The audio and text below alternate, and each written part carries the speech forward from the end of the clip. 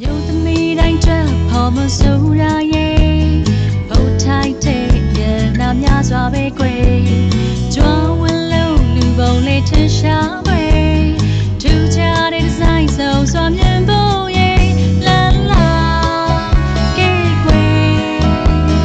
နတ်သမီးရဲ့နာဆိုင်ကိုခုပြန်ဆောင်ပေးနတ်သမီး